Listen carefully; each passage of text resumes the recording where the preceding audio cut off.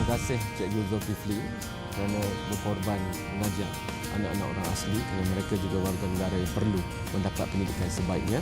Saya ingin terus kepada Datuk Frida sebelum Datuk Frida marah saya. Ini sudah cakap 2 kali. Datuk Frida, cabaran di arena di mana Datuk Frida mendidik itu mungkin cabarannya berbeza kerana mereka melihat kepada yang tertinggi di dunia dan perlu pergi ke depan dan itu motivasinya. Terlebih dahulu saya ingin mengucap syabas kepada semua guru-guru di Malaysia. Sebenarnya Cik Kamarul, selalu Cik Kamarul katakan, oh, gahnya sekolah Cempaka dan orang ada duit aja pergi sana. Tetapi saya ingin memberitahu semua orang, saya mula sekolah saya di banglo. Office saya bawah tangga. Saya lah jadi bawa van bawa anak ke sekolah. Saya lah jadi pencuci sekolah, toilet, buat timetable, semua saya buat daripada zero. Ya.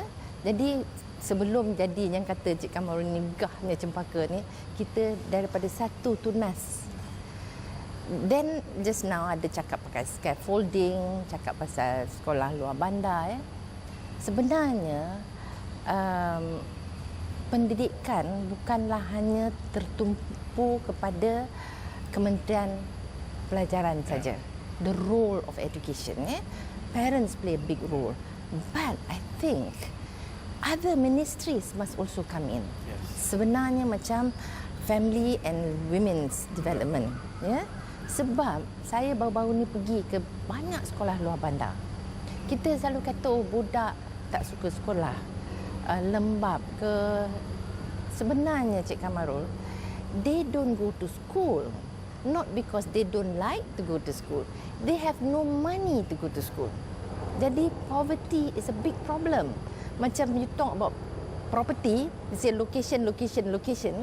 Education is poverty. Adakah ini peranan hanya Kementerian Pendidikan? Tidak. What about the women and luar bandar? Luar bandar. What about the women and the family development ministry? You see, because the children have no money to go to school. So when they don't go to school, let's say 3 of us in a family, nak pergi sekolah RM1.50 naik bas. Kalau 3 orang dah RM4.50. So the family cannot afford this. So dia kata, okey, abang pergi, seorang pergi, Monday, Tuesday, saya pergi, besok adik pergi on Wednesday. So we get to go to school only 1/3 of the year. Jadi bila macam tu, keciciran lah. Jadi cikgu kat sekolah, ni malas, lembab, tak boleh buat. You know, because they were not there. Saya pergi tengok banyak sekolah luar bandar. The teachers are very good, very hard working. Nisbah student dengan cikgu pun very good ratio. But they cannot do much if the children are not in school. So that's a problem. Another thing, even uniform.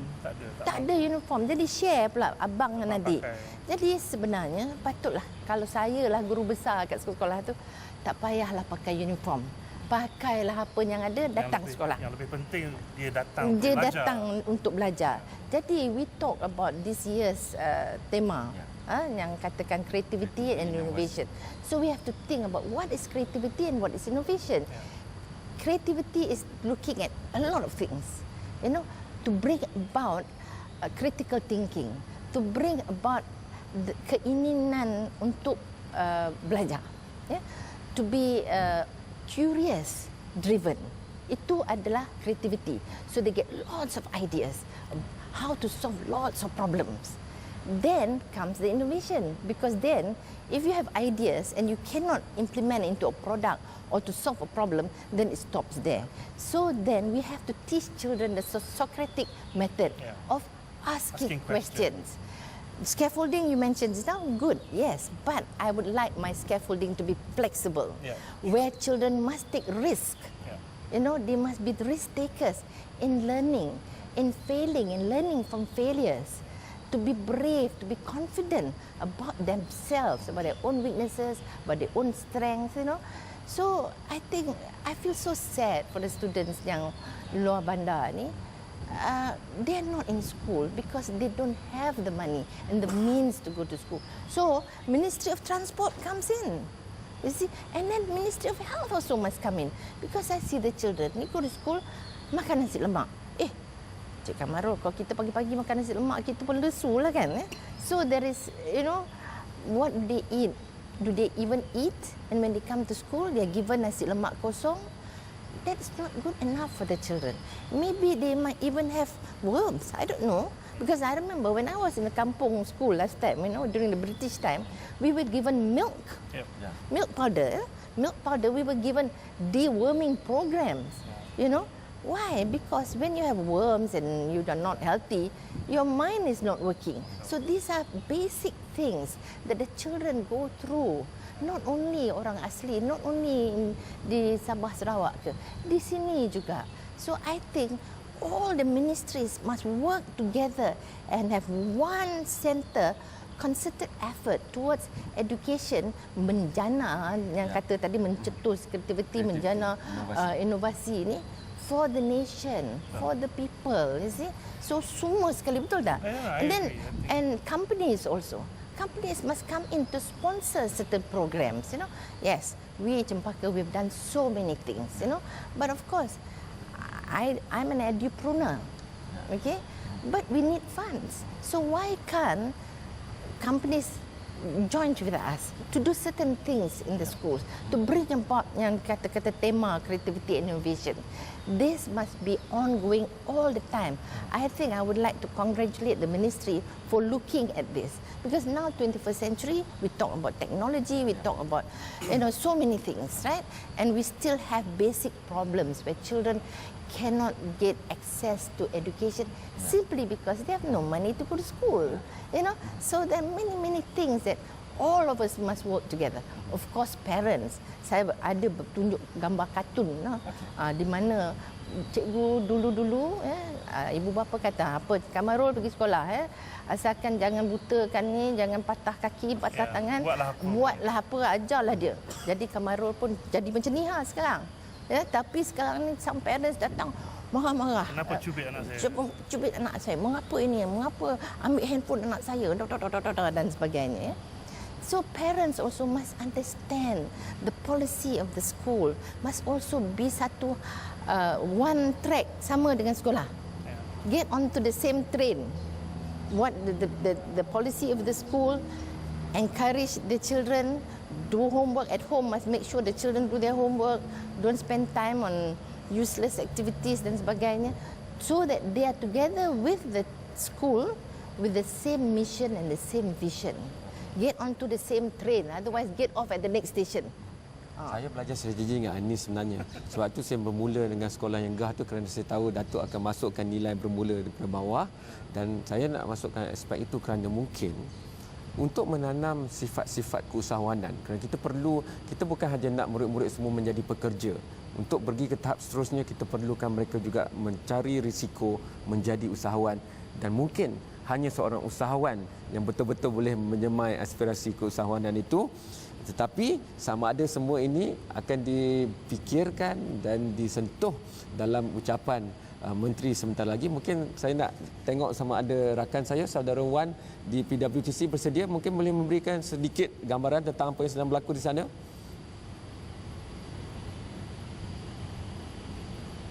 Terima kasih rakan setugas di studio. Tanggal 16 Mei itu hari ini merupakan hari yang amat bermakna kepada individu yang bergelar guru atau lebih sinonim dengan nama cikgu, kerana hari ini merupakan hari yang diiktiraf sebagai Hari Guru. Dan tarikh keramat 16 Mei hari ini disambut dengan meriah bagi meraihkan para guru yang bertukus lumus mendidik anak-anak bangsa tidak kira di ceruk mana saja mereka berada untuk menjadi orang yang berguna. Dan pada hari ini juga guru-guru didarikan oleh anak-anak didik mereka sebagai tanda sokongan dan penghargaan ke atas usaha bakti yang telah dicurahkan. Dan saya kini berada di PWTC menanti timbalan Perdana Menteri Tan Sri Muhyiddin Yassin untuk merasmikan sambutan Hari Guru peringkat kebangsaan. Dan tema Hari Guru tahun ini, Guru Pencetus Kreativiti, Penjana Inovasi, dilihat sangat bertepatan dengan dunia pendidikan pada masa kini. Kreativiti dan inovasi amat dituntut untuk melahirkan generasi murid berfikiran keras pertama dalam abad ke-21 untuk bersaing dalam abad yang penuh dengan cabaran ini. Dan para guru harus sentiasa meningkatkan keupayaan kreativiti dan inovasi dalam melaksanakan tugas yang semakin mencabar. Dan untuk itu masyarakat pula secara umum perlu melihat peranan guru dengan lebih peka dan sentiasa bersedia menambah ilmu untuk menjadikan mereka lebih kreatif dan inovatif. Dan masyarakat juga turut melihat guru sebagai pemain utama dalam memainkan peranan penting bagi menerapkan elemen kreativiti dan inovasi dalam pengajaran mereka. Oleh itu, guru perlu sentiasa berfikir dan memudayakan elemen kreatif dan inovatif dalam setiap aspek pengajaran dan pembelajaran. Dan melalui budaya pemikiran kreatif dan inovatif ini dapat mengaktifkan minda murid menjadi lebih dinamik, kreatif dan inovatif, dan hasil ataupun outcome-nya pasti akan menjadikan pengajaran guru dan pembelajaran murid lebih berkualiti. Dan harus diingat, guru adalah ibu dan ayah kepada anak-anak didik semua, dan kepada guru-gurulah harapan ibu bapa untuk menjadi pengganti mereka bagi mendidik anak-anak ketika berada di sekolah. Dan sekiranya ada antara murid-murid yang ditegur oleh guru, janganlah merasa runsing, berkecil hati ataupun merasa diri kurang disayangi, dan anggaplah para guru sebagai ibu bapa di sekolah yang sentiasa mengambil berat dan menginginkan yang terbaik untuk murid-murid mereka. Nampaknya itu sahaja laporan awal dari saya dari PWTC. Teruskan bersama Astro Awani, berita segenap dimensi kembali berkas tugas di studio. Okey.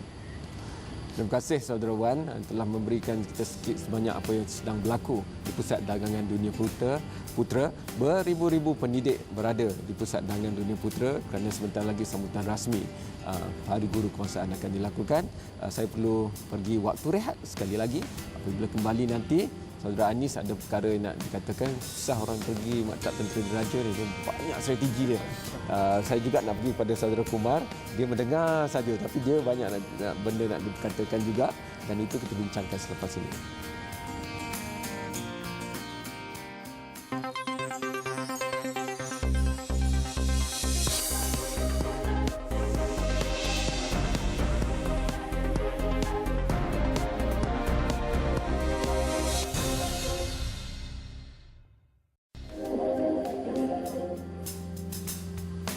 Terima kasih kerana anda masih menonton Buletin Awani Khas.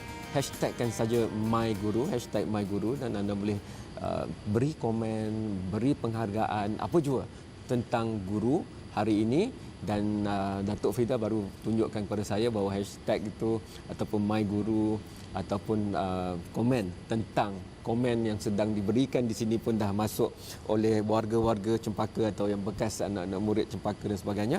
Tapi saya nak terus pergi pada saudara Kumareshan kerana apa pun yang kita perkatakan tentang pendidikan, kita nak mereka inovasi, kita nak mereka menyatukan masyarakat kalau saya ambil perspektif saudara Anis. Tetapi kalau saya bertanya kepada seorang murid ataupun pelajar, mereka kata, saya kena pergi tuition, bahasa saya kena berjaya dalam peperiksaan. Apa pun, seaktif mana apa pun yang saya buat, akhirnya bukan saja guru tapi masyarakat akan bertanyakan saya, boleh dapat A ke? Jadi harapan A dan peranan pusat tuition, kerana di pusat tuition juga ada ramai guru, dan itu juga komponen penting dalam minda kebanyakan pelajar di Malaysia. Pandangan Saudara Kumar. Okey, yang pertama kita kena lihat persepsi masyarakat itu perlu berubah. Sebab sistem pendidikan Malaysia setakat ini lebih berorientasikan peperiksaan. So dia hanya nak tengok the end result. End result pelajar boleh dapat 7A ataupun 8A. Nah, konteks ini kalau kita compare dengan negara macam Australia for example, kalau you minta anak dia you nak jadi apa, dia akan kata saya nak jadi doktor. Then another son you ask apa you nak jadi, dia kata I want to be a carpenter. And then if you want to be a carpenter, dia akan hantar anak itu pergi ke sekolah yang mengajar diploma dalam carpentry. Masalah dia adalah di Malaysia pula, for example macam saya berasal dari keluarga India, cita-cita anda ada 4 aja. Either you become a doctor, lawyer, or teacher, or engineer. Okay. You see, if you want to do carpentry, dia kata no. You see, that's one. Another example is, I had my student saya lah, yang buat A-levels. Masa dia buat A-levels dia, semua peperiksaan dia gagal. Every time he fail his exam. And A-level expensive. Dan A-level itu lebih berorientasikan peperiksaan. Dan sampai satu tahap di mana ibu bapa, bila kita jumpa dengan ibu bapa, will explain to the parents, okay, the child tidak begitu baik dalam academic. Then the parents say, what shall I do? Send for tuition, right? They send for tuition. But yet lepas hantar ke tuition pun pencapaian anak dia masih sama. Tidak begitu memberangsangkan, tidak meningkat. Then kita panggil pelajar itu, kita bincang dengan pelajar itu, what's your problem? Then the pelajar itu kata, Mr. Kumar, I'm not interested in studies. Then I asked him, what you are interested in? Mr. Kumar, I'm interested in photography. Oh, you're interested in photography. Ada apa-apa yang you pernah buat tentang fotografi? Then he took his iPhone, he showed me all the photograph he has taken. Wow, it looks very professional. Then I told the parents, maybe A-levels is not a suitable field for your child. Sending tuition also is not so good. Send him for college which has photography. So dia hantar anak itu pergi fotografi degree. And for surprise, for past 6 semester, he was the best student. Minat dia. So what we are happening, our education system is, we are taking a shark and we are putting in a swimming pool. So the shark is unable to swim. But the potensi itu besar.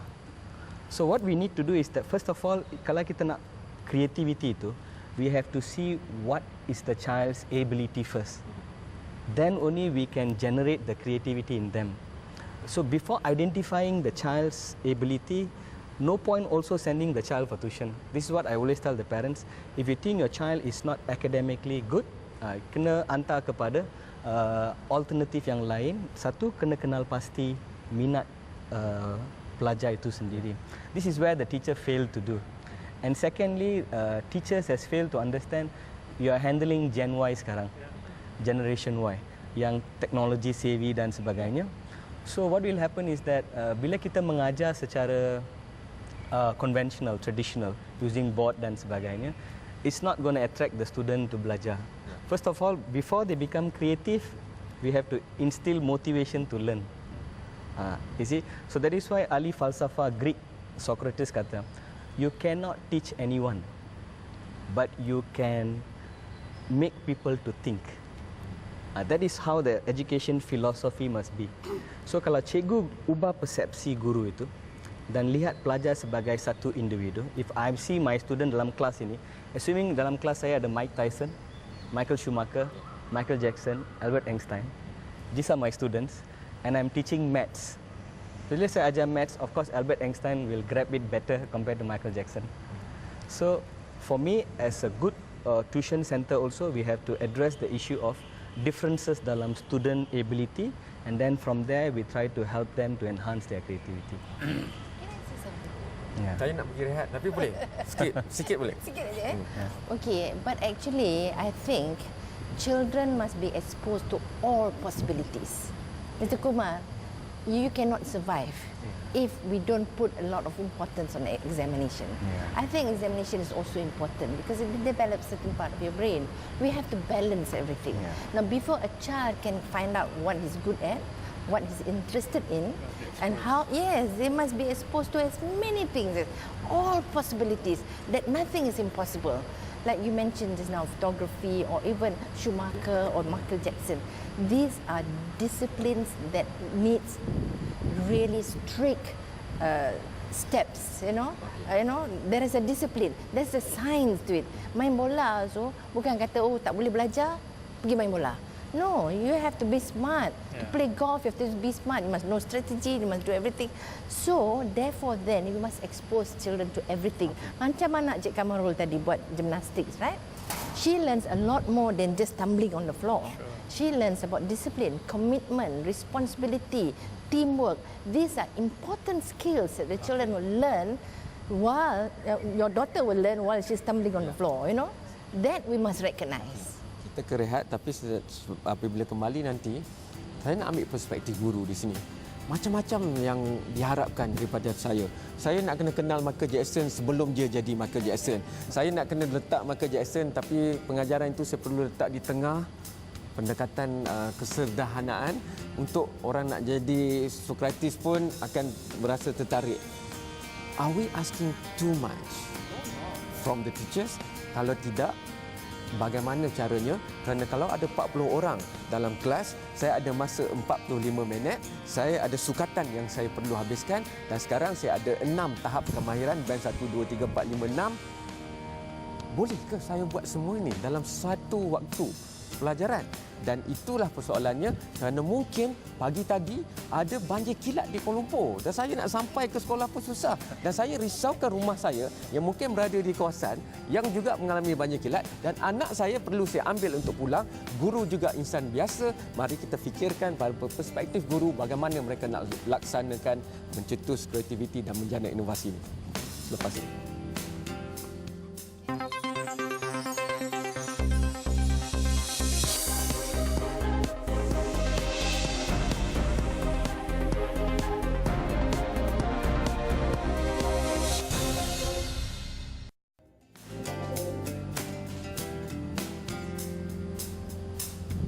Selamat Hari Guru, hashtagkan My Guru pada Twitter, Facebook, Instagram dan sebagainya.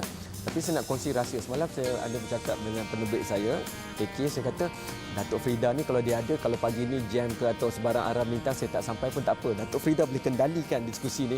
Dan saya nak pergi ke Anis sebenarnya, tapi Datuk Frida nak mencelah dulu. Silakan Datuk. Okay, yes, ladies first. Yeah. So the thing is this, when you said that are we asking teachers too much? But actually maybe now we must change the way we teach the children. 21st century skills is all about technology. So now when children, and I said we must expose them to so many things, like your daughters, when they go for their gymnastics competition, whatever, they'll miss school, right? Now in our school we have online learning, so they can catch up on their own at home when they go back because everything is online. The lessons are online, they can take tests, everything online. You can also follow them online. That's technology. So now we also have flipped teaching where teachers can say, okay, I want you to do this, and they give them certain assignments to do. Tomorrow when you come to school, we're not going to go through the assignments. We're going to talk about things around what you have done and discuss the topic, only discussion, a forum. I give you an example. We have a teacher in school to teach us business. He just gave an assignment to the children on multinational companies, to talk about multinational companies. What do you think of multinational companies in Malaysia, their role and what in our economic development? And you know what? For 37 weeks, the children on their own, they were talking online, on our Schoology, on their own. Weekends, 13, 14-year-old kids talking about multinational companies. That's amazing because then you see they are engaged in their own learning. Because what we should do is teachers, kita tunjuk, dia mesti nampak. Dia bukan kita tunjuk, dia tengok je, dia tak nampak. Dia dengar tapi dia tak menyerap apa yang dia belajar dan mengembang apa yang dia belajar. They must be engaged in their own learning. And we can do this through technology. But of course, kementerian tak boleh 10,000 schools sekali rap nak buat. So we must have a few schools, pilot schools to do this. And we, Cempaka, of course, we have done this from before and we are still doing it, And we can share a lot of this with government schools. Saya setuju tu, kos yang pintar di antara sekolah swasta dengan sekolah awam. Saya nak beri peluang pada Prof. Prof kata dia juga nak masuk dengan hujah. Okey, terima kasih. Pertama saya nak ucapkan terima kasih kepada guru-guru lah yang sanggup bertugas di kawasan pedalaman sama ada di Semenanjung, Sabah dan Sarawak kerjaya mereka itu mungkin betul, mungkin itu yang menjadi pilihan, tetapi bila diletakkan dalam environment yang kurang kondusif, cabarannya lebih besar guru-guru ini di kawasan pedalaman ini bukan sahaja mereka terpaksa mengajar murid-murid, tetapi mereka kena belajar juga untuk memahami murid, untuk memahami ibu bapa, masyarakat dan alam keliling. Jadi dia punya tanggungjawab itu berganda-ganda. Jadi ada di antaranya yang sanggup, yang jatuh cinta mengajar di pedalaman ramai. Ada yang tak nak tukar pun ada, tapi ada segelintirnya yang tak sanggup. Jadi dalam tak sanggup pun ini kerjaya dia. Ini tanggungjawab yang telah diberikan, mereka terpaksa melakukan kerja-kerja ini. Jadi memang guru-guru yang kurang kesanggupan ini kesianlah. Tekanannya itu, tekanan pada dirinya itu berganda-ganda. Saya nak pergi ke saudara Anis Prof kejap. Kerana saudara Anis ada mekanisme teknologi dan juga cerapan penyelidikan di akar umbi yang mengukur kualiti kehidupan. Dan dalam kualiti kehidupan tu, dia sebenarnya merentasi semua yang kita bicarakan ini. Jadi saya nak kembali pada soalan saya, adakah kita mengharap terlalu banyak daripada seorang individu yang bernama guru ni? Kita harapkan dialah ejen penyatuan dan kesepaduan sosial, dialah yang kena bawa perkara baru masuk dalam kehidupan diri sendiri dan juga keluarga dan juga anak-anak murid. Dia jugalah yang kena menjadi penyelesai masalah jika tahap anxiety ataupun keraguan yang wujud dalam masyarakat sekitar tu, kerana guru masih lagi tokoh masyarakat yang menjadi tempat rujukan. Adakah kita mengharap terlalu banyak? Kualiti hidup tu Saudara Anis yang pakar. Saya rasa harapan itu dia basically satunya expectation masing-masing itu berbeza. Tapi saya rasa seorang guru itu harus menjadi semua itu. Sama ada kita meletak terlalu banyak harapan, bukan soalnya. Soalnya saya rasa seorang yang bergelar guru adalah pendidik. Dalam konteks pendidik itu, dia telah mengorbankan apa juga minat yang lain untuk anak-anak murid dia. That is the kind of commitment kita. Saya rasa yang lebih penting, bagaimana guru itu pula diberi ganjaran. Itu perlu juga dilihat dengan bantuan, sokongan. Saya nak kembali kepada apa yang Datuk Frida sebut tadi.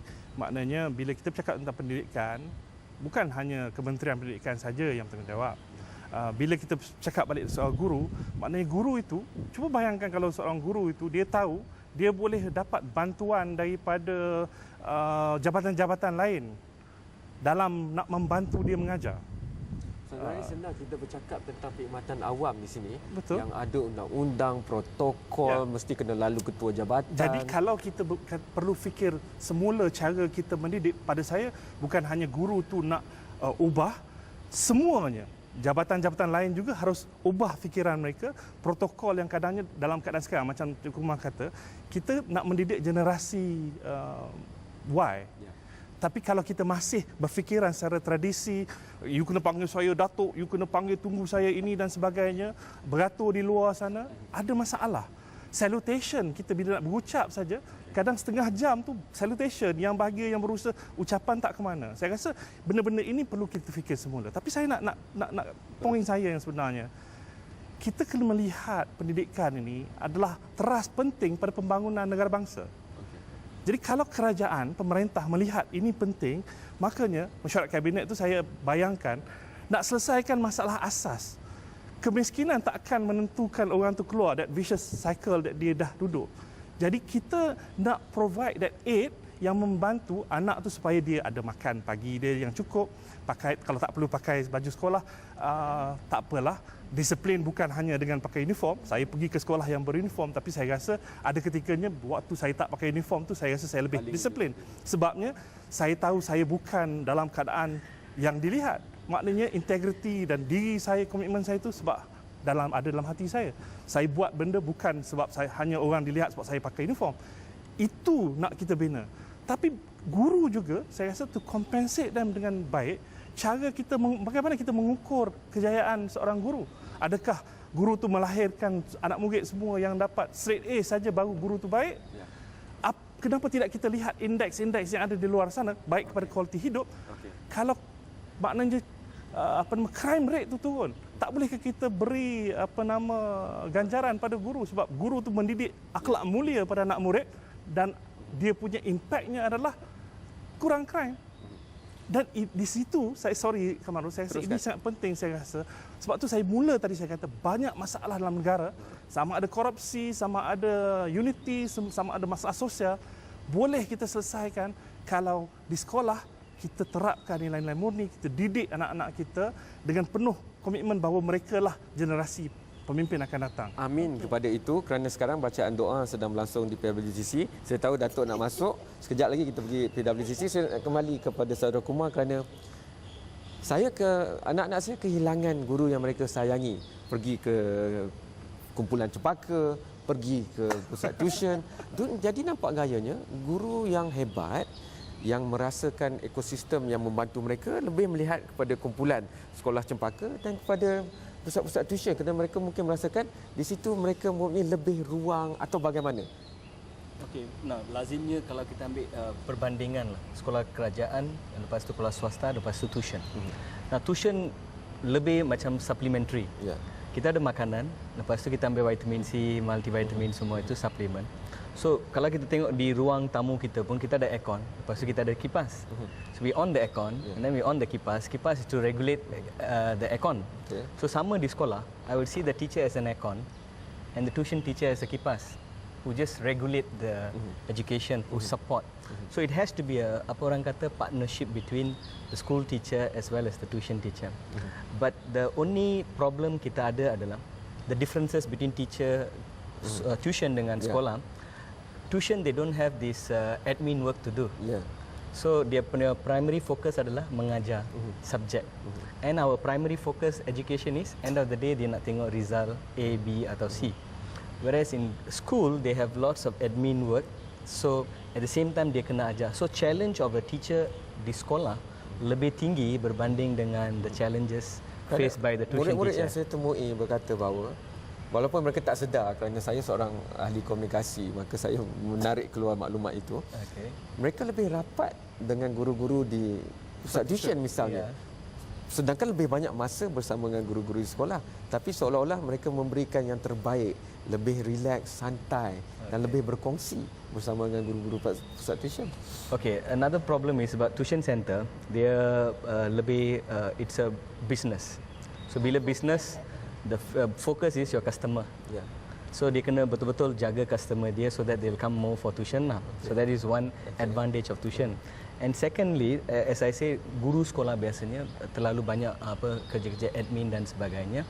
I think now slowly kerajaan sedang sedar aspek itu dan mereka sedang reducing the admin work sekarang. They are slowly reducing it. Itu saya nak tanya Datuk Frida. Bagaimana Datuk Frida memberikan garapan pengurusan kepada ekosistem kumpulan sekolah cempaka supaya guru tu merasakan mereka lah fokus utama. Actually yang sebenarnya kita mesti memberi motivation for self development of the teacher. The teacher must not stop learning, you know. So the teacher must feel that he or she can develop further in his work. You know, so he's free to experiment, to do things, to learn more about his own profession, and then implement innovation in that profession in the classroom, the creativity and the innovation. So when the teacher is excited about being a teacher, then you have no problems. Now about admin work, I think admin work is important. What is the admin work in the school? Is to keep track of grades. That's important. You can't get somebody else to do it. You have to do it. You have to keep track of the children punya kerja. Not only that, to develop character. How do you develop character in children? Like I said, you must teach them skills that's not just in the classroom. Nak buat exam, Mr. Kumar tadi sedang fokus. Pergi sana, the children are better there because why? They're focused. Bapak dah bayar duit, pergi sana belajar ni dapat A. That's it. But in school, we have to bring up this holistic person. We have to build character. We have to develop personality. And at the same time, academic work must be amazing.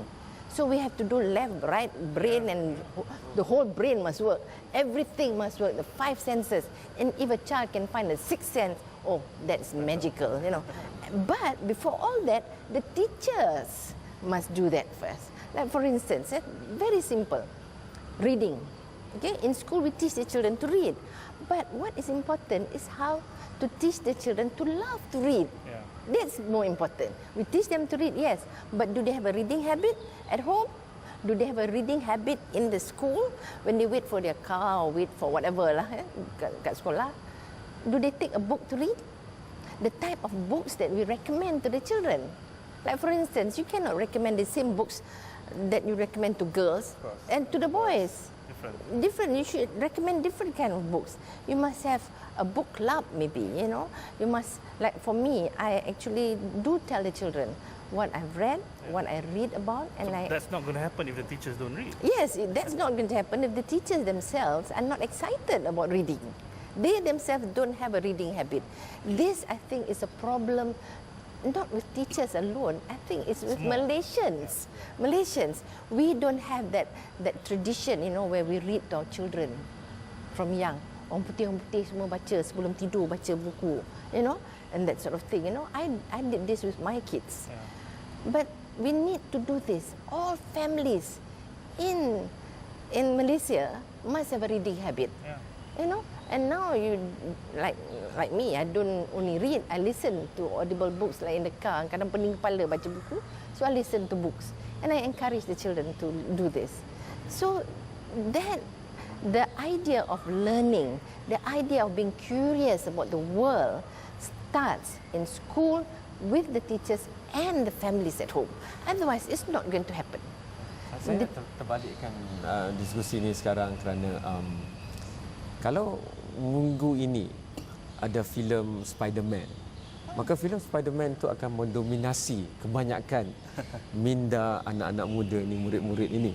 Jadi kalau di sekolah langsung tidak acknowledge atau mengiktiraf kewujudan Spider-Man itu, sebab itulah bila murid-murid pergi sekolah, dia rasa macam sekolah itu satu alam yang berbeza. Memang kena pergi, itu rutinnya. Jadi dah keluar tu baru dia nak menjadi insan macam dia nak jadi. Jadi bagaimana kita nak bawa realiti luar masuk ke dalam sekolah? Cikgu pakai baju Spider-Man. Atau guru-guru boleh bercakap tentang betapa dekat atau jauhnya daripada realiti teknologi yang ada pada Spider-Man itu contohnya. Because you see, like for instance, you know, we used to read during my time, we read comics, right? Dick Tracy will talk to his phone, to his watch. Well, now you have Samsung Gear. Now you have things like this, you know. Recently we had a production in school, Wedding Singer, and this Wall Street guy was having this phone. I was talking to his girlfriend and said, you know, I'm talking from the car park. The girlfriend said, how is there public phone? Dia kata, no, you know, I'm talking from a cellular phone, and it's very small. Actually, it's so huge. And then the girl said, I said, what is it? He said, do you think later on there'll be a camera? Oh, so she said, oh, Jules, that's crazy talk. But now, see now, look at that. We have camera. Datuk. So possibilities, imagination, you know, things that. Saya baru nak sebut imaginasi. Creativity tadi. What is creativity? It's looking at ideas, looking at all possibilities, you know. Then you make them into innovation. Students are excited about this, and parents too. I tell you, it's a wondrous journey of learning for everybody, you know. Imajinasi Yes. perlu juga membawa seseorang itu keluar dari perbatasan dan batasan. Yes. Untuk melakukan itu, mereka perlu kadang-kala ada sifat untuk menentang arus daripada mengikut arus. Nothing is impossible, right? Dalam konteks tu, bagaimana kita nak melihat membawa menentang arus tu, kerana biasanya lebih mudah untuk mengikut arus daripada menentang arus. Ya, mungkin saya nak buat semua yang Datuk Frida cakap, tapi bila saya masuk aja dalam kelas, kalau saya guru, lebih mudah untuk saya meneruskan apa yang ada. Nak melakukan yang sebaliknya itu mungkin memerlukan suatu kuasa yang sedikit lebih berbanding pada apa yang saya ada, dan saya rasa mungkin kerdil untuk saya lakukan semua itu. Bagaimana korporat, bagaimana sistem-sistem lain, sokongan, saya nak pergi kepada aspek sarana itu. Okey, saya rasa dah semakin hampir untuk Timbalan Perdana Menteri menyampaikan ucapan. Kita terus saja ke PWTC dan kita sambung perbincangan selepas ini. Daripada Yang Berhormat Tan Sri Dato' Haji Muhyiddin akan disiarkan secara langsung melalui EduWeb TV, Radio Television Malaysia, TV3 dan Astro Awani untuk dikongsi bersama oleh seluruh rakyat Malaysia. Assalamualaikum warahmatullahi wabarakatuh.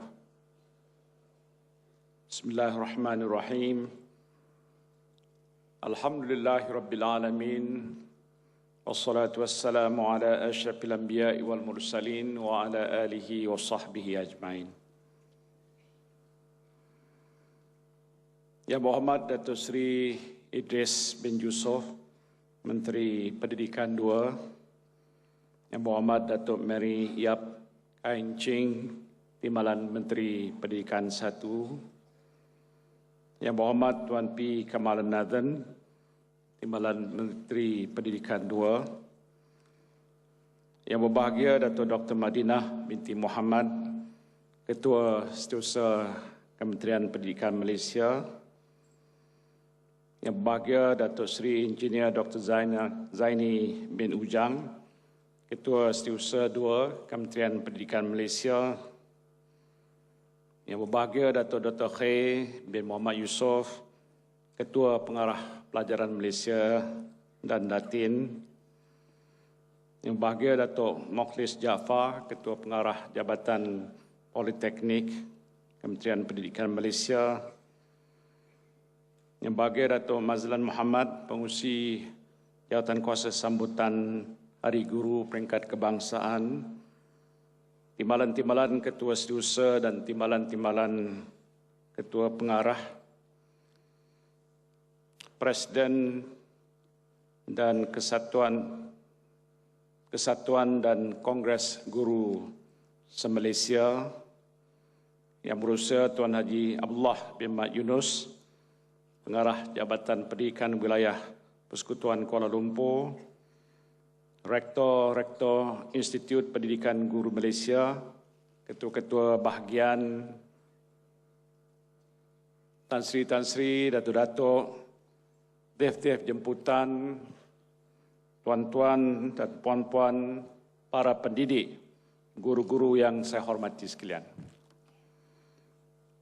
Alhamdulillah, syukur kita kehadrat Allah Subhanahu wa Ta'ala kerana dengan rahmatnya kita dapat berhimpun pada hari ini sempena perayaan Hari Guru Peringkat Kebangsaan kali ke-43 tahun 2014. Saban tahun kita meraihkan perayaan Hari Guru sebagai mengiktiraf peranan dan sumbangan guru dalam mendidik anak bangsa dan memacu kemajuan negara.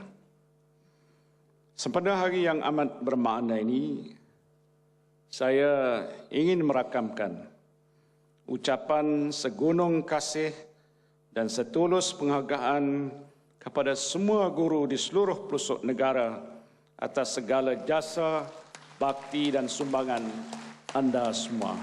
Selamat Hari Guru. Terima kasih, Cikgu. Para guru, saudara dan saudari yang saya hormati sekalian, selaras dengan tema Hari Guru pada tahun ini, yaitu Guru Pencetus Kreativiti Penjana Inovasi, sudah tiba masanya guru benar-benar menjadi pencetus kreativiti dan penjana inovasi dalam mendidik murid. Ini adalah amat penting, memandangkan negara kita sedang menuju era negara maju, di mana ekonomi negara kita perlu dipacu oleh daya inovasi rakyat. Dan untuk menghadapi persaingan global yang semakin sengit di dalam persekitaran ekonomi yang dipacu oleh inovasi, maka sistem pendidikan kita sebenarnya memainkan peranan yang amat penting dalam menjana daya inovasi rakyat. Menyedari hakikat ini, kerajaan berusaha untuk mentransformasi sistem pendidikan negara menerusi Pelan Pembangunan Pendidikan Malaysia 2013-2025 yang memberi penekanan terhadap elemen kreativiti dan inovasi. Dan selaras dengan itu juga, kemahiran berfikir aras tinggi ataupun kabat telah pun dilaksanakan di sekolah yang merangkumi 7 elemen, iaitu kurikulum, pedagogi, pentaksiran, sumber, sokongan masyarakat, ko-kurikulum, dan bina upaya guru. Kebat di dalam bilik darjah telah diperkukuhkan melalui program I Think, iaitu satu program yang membantu pihak sekolah memupuk kemahiran berfikir, menyemai budaya pembelajaran sepanjang hayat, mahir dalam menyelesaikan masalah dan berupaya menghasilkan jalan penyelesaian secara kreatif di kalangan murid. InsyaAllah menerusi program I Think ini, kita akan dapat melahirkan para pencipta generasi masa depan Malaysia yang hebat dengan kebolehan dan kemahiran berfikir secara kritis, kreatif dan inovatif. Dengan kerjasama Agensi Inovasi Malaysia AIM, sebanyak 1,048 buah sekolah telah pun melaksanakan program I Think ini pada tahun 2013. Pada tahun ini, guru-guru daripada 1,000 buah sekolah telah diberikan latihan kebat secara dalam talian sebagai langkah untuk mempeluaskan program I Think ke semua sekolah di seluruh negara.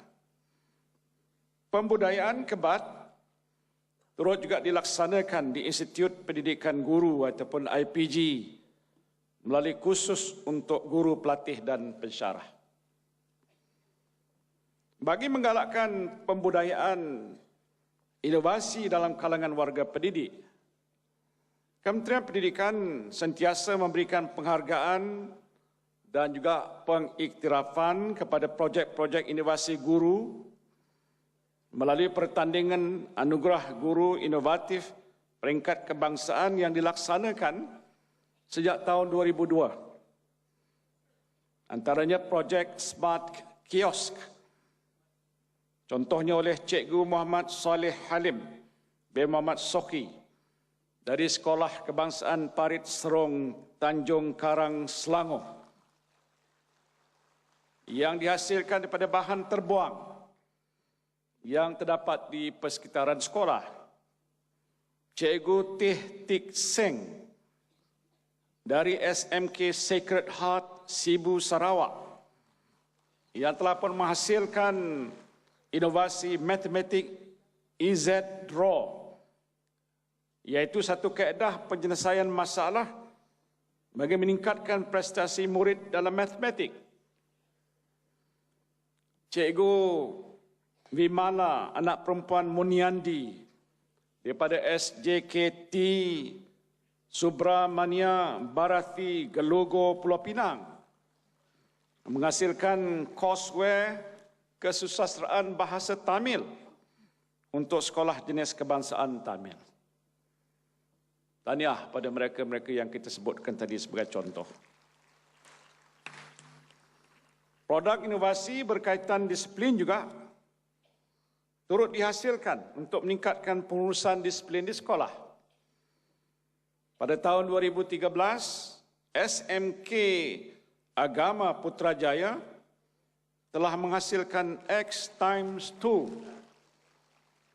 untuk membantu murid menempati masa. Jabatan Pendidikan Negeri Sabah menghasilkan Minda Ajaib Portable Whiteboard untuk mengatasi masalah pembelajaran luar kelas. Sekolah Kebangsaan Pendidikan Khas Alma, Bukit Mertajam, Pulau Pinang menghasilkan projek Smart Iqra untuk mengatasi masalah penguasaan asas Al-Quran kalangan murid berkeperluan khas penglihatan. Semua inovasi ini telah dihasilkan sebagai contoh melalui pendekatan kaedah, teknik, bahan dan peralatan baru yang terbukti berjaya meningkatkan keberkesanan PDP.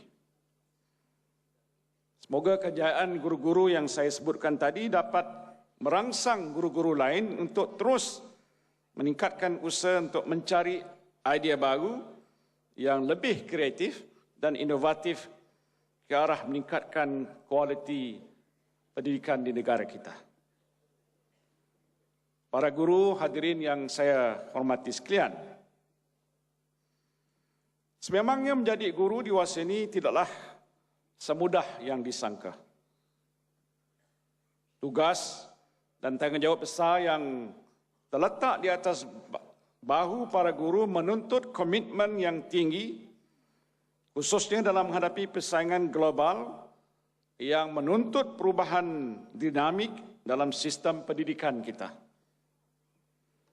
Untuk itu, guru sebagai golongan profesional perlu bersedia untuk menerima perubahan dan juga memiliki ciri inovatif sebagaimana sabda Rasulullah sallallahu alaihi wasallam dalam sebuah hadis riwayat Muslim yang bermaksud barang siapa melakukan hal baru yang baik maka ia mendapat pahalanya dan mendapat pula pahala orang lain yang mengerjakan hal baru yang baik itu.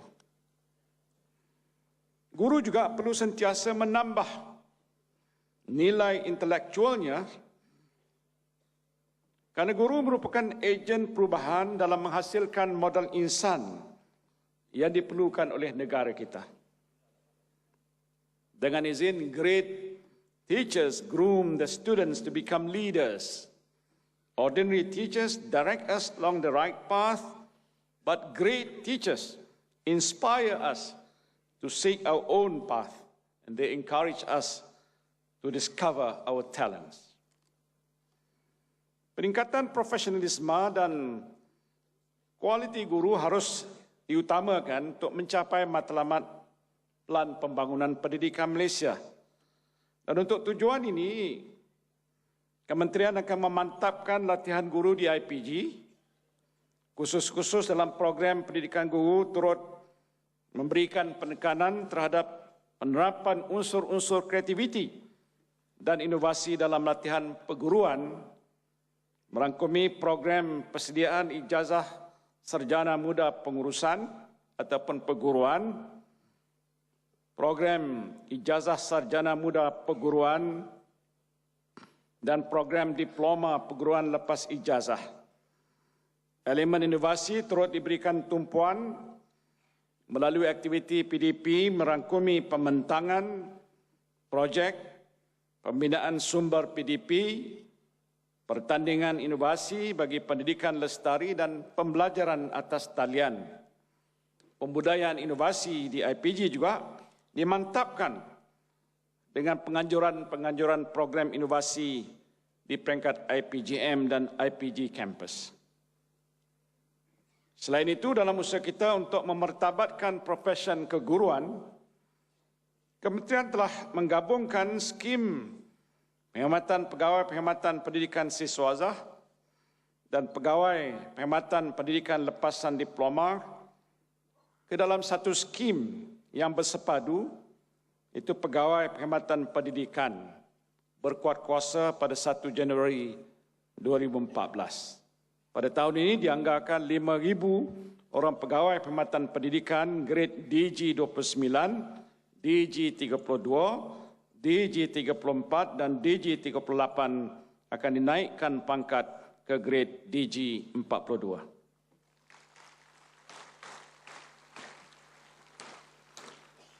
Program pensiswazahan guru yang bermula di bawah rancangan Malaysia ke-10 meletakkan sasaran 60% guru siswazah sekolah rendah dan 90% guru siswazah sekolah menengah pada tahun 2015. Pada tahun ini seramai 6,286 orang PPP yang sedang mengikuti PPG dijangka bergraduat, manakala 27,105 orang PPPD dijangka bergraduat pada tahun 2015. KPM juga sentiasa menyokong guru-guru untuk menyambung pengajian sehingga ke peringkat yang tertinggi. Dan berdasarkan rekod pada tahun 2014 saja, seramai 250 guru menyambung pengajian ke peringkat ijazah sarjana dan 150 guru ke peringkat ijazah doktor falsafah. Selanjutnya, penambahbaikan laluan kenaikan pangkat secara time base yang berasaskan kecemerlangan yang memberi peluang yang luas pada pegawai penghematan pendidikan untuk menikmati kenaikan pangkat merupakan satu penghargaan dan penghormatan kerajaan pada para guru. Sehingga Jun 2014 dijangka seramai 195 orang guru dinaikkan ke grade DG54, manakala 643 orang ke grade DG54.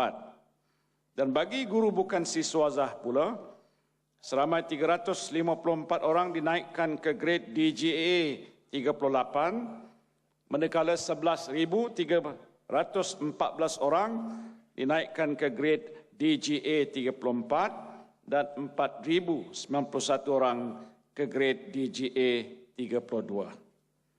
Dianggarkan seramai lebih 10,500 orang pegawai Perkhidmatan Pendidikan Siswazah dan 15,700 orang pegawai Perkhidmatan Pendidikan Lepasan Diploma telah pun mendapat manfaat kenaikan pangkat melalui skim tersebut.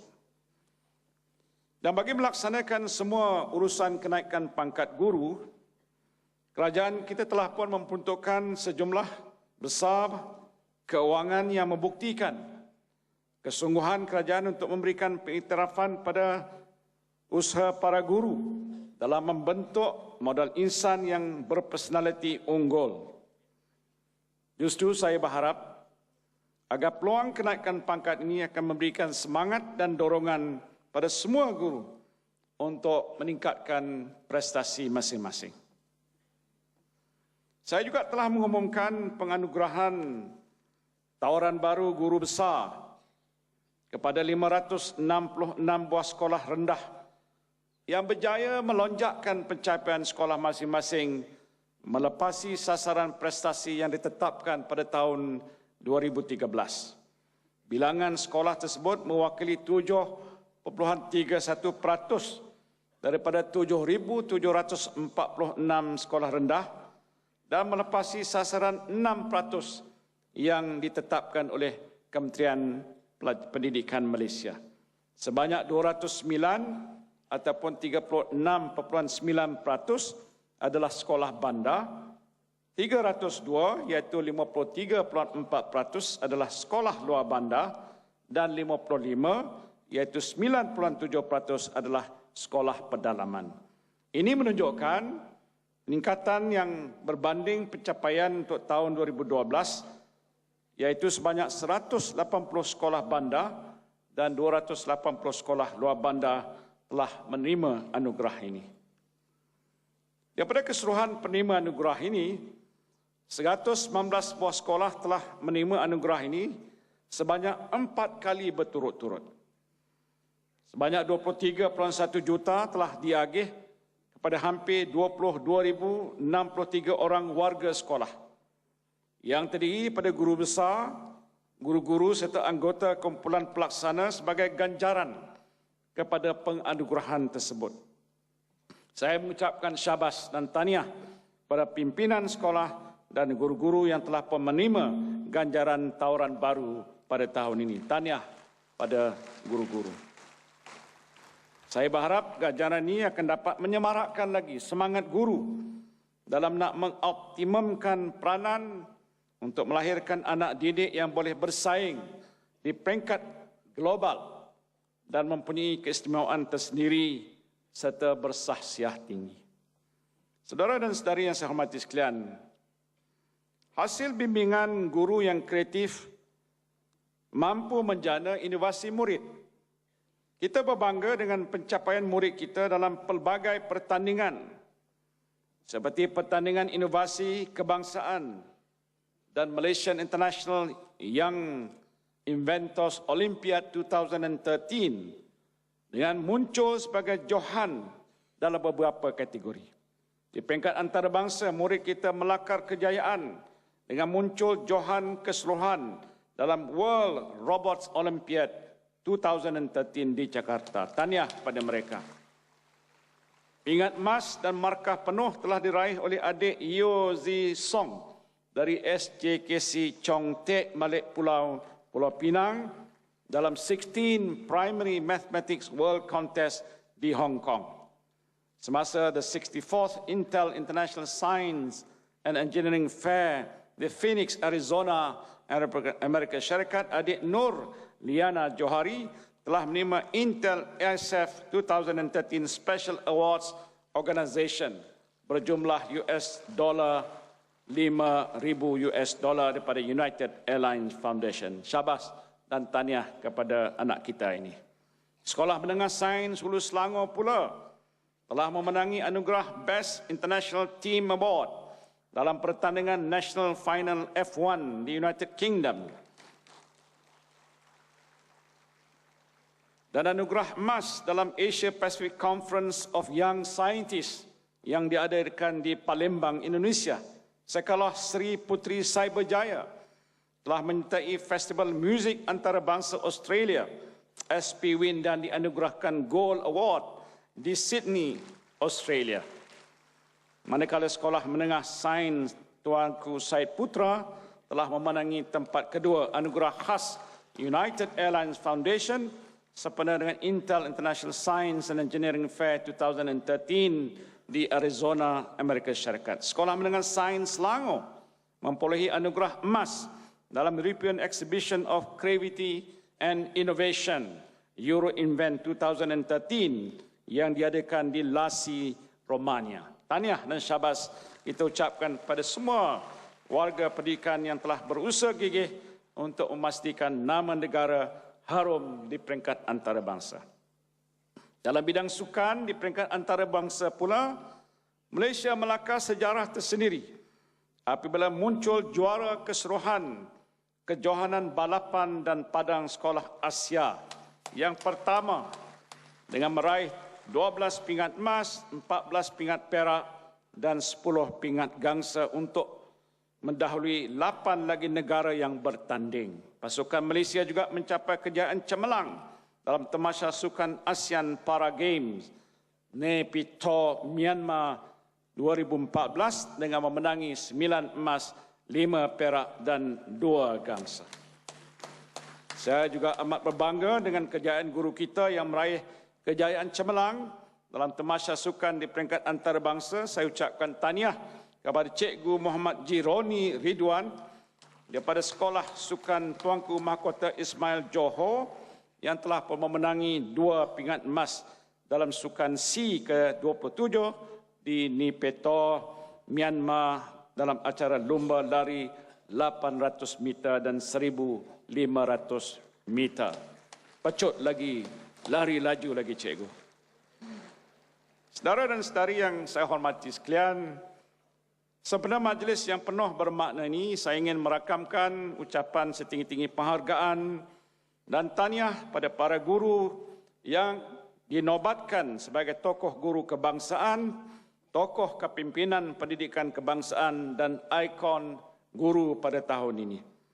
Anugerah ini ialah tanda penghargaan dan pengetahuan negara terhadap jasa serta pengorbanan tokoh-tokoh guru yang tidak ternilai kepada bangsa dan negara.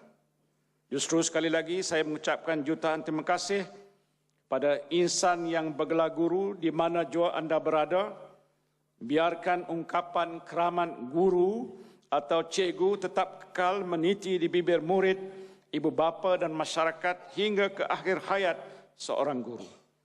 Semoga saudara dan saudari para guru terus menjadi inspirasi kepada generasi penerus bangsa. Kepada guru-guru, saya ingin berpesan agar sayangilah murid-murid seumpama ibu ataupun bapa pada mereka dan didiklah mereka dengan sebaik-baiknya. Pada murid-murid, nasihat saya, hormatilah dan hargailah jasa guru-guru anda.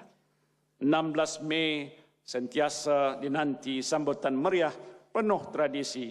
Terima kasih guru-guru yang dikasihi, jasa baktimu sentiasa diingati. Terima kasih.